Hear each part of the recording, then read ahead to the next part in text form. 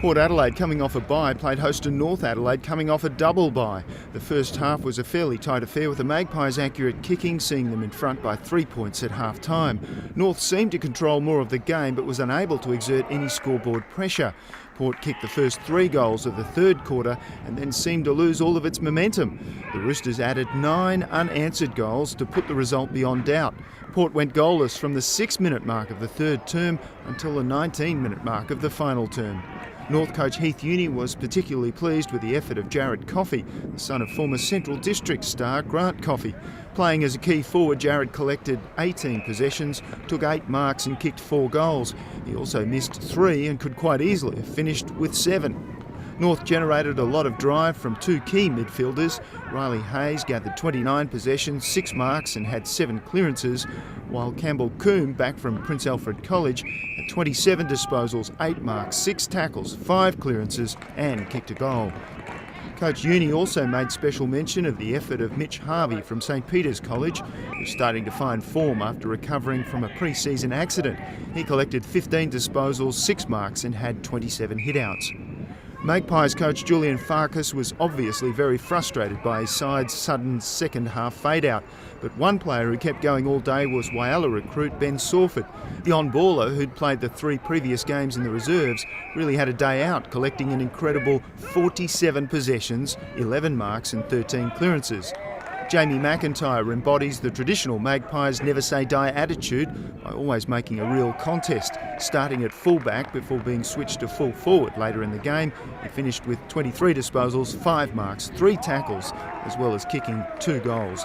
Jayden O'Neill, a first-year Under18 player from Port Districts, showed plenty of endeavour playing as a small forward. In the end, though, it was the Roosters victorious by a margin of 32 points.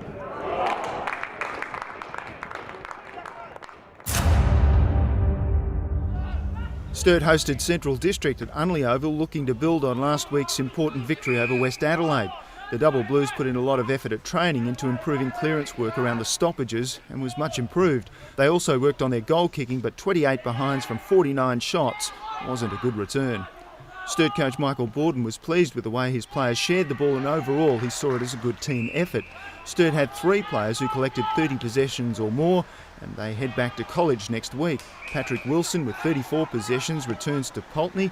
Nick Langridge with 31 disposals and 14 clearances goes back to Sacred Heart, while James Battersby with 30 touches and 11 clearances will be at Pembroke. Jake Atkinson continues to inspire his teammates with his ruck work. 32 hitouts, 15 disposals, 6 marks plus a goal is a great day at the office. Josh Builder at centre half forward kicked 3 goals and made the most of his opportunities.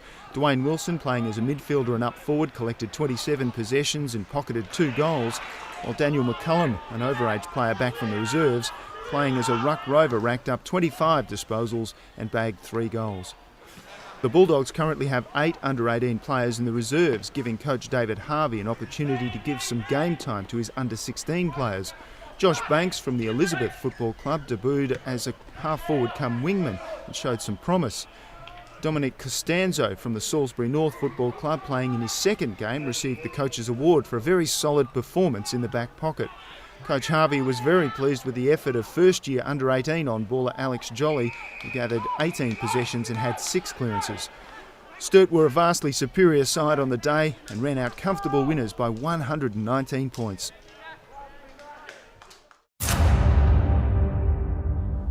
The match of the round was played under lights at Norwood Oval, with the 4th-placed Eagles all primed to challenge the league leaders, Norwood.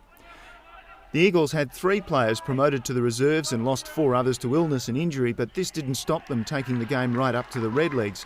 In fact, as the match panned out, the Eagles outscored Norwood in 3 of the 4 quarters, but that still wasn't enough. The third quarter is sometimes referred to as the Premiership quarter.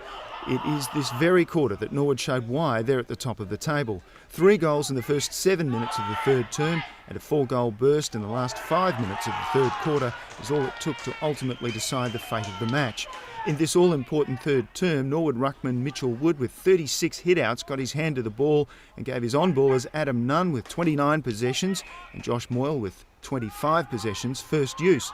This was what sparked Norwood's 2 match-winning bursts. Redlegs coach David Odie was particularly pleased with the continued improvement of Tea Tree Gully recruit Josh Pitson, He knows how to get his hands on the ball, whether playing as a small forward or as a running defender across half-back. Norwood's 197-centimetre key forward Nick Dinham collected 17 disposals, took 10 marks, including some strong contested marks, as well as booting 4 goals. Coach Odie also made special mention of the third quarter efforts of Orazio Fantasia playing at half forward and wing. He provided plenty of drive and kicked 2 valuable goals. For Eagles coach Shane Grimm, he rated Tasman Fitzgerald as his best player. A line-hearted effort saw him gather 15 possessions, 4 marks, 5 clearances and 31 hit-outs. On-baller Luke Dunstan worked hard around the ground, gathering 27 possessions and 7 clearances. Riley Knight with 21 disposals and 6 tackles, as well as James Moss with 19 disposals and 10 tackles, were in and at it and always prepared to make a contest. In the final analysis, it was Norwood by 14 points. And to warm things up on a cold winter's night, the players indulged in some post-game antics before shaking hands and going their separate ways.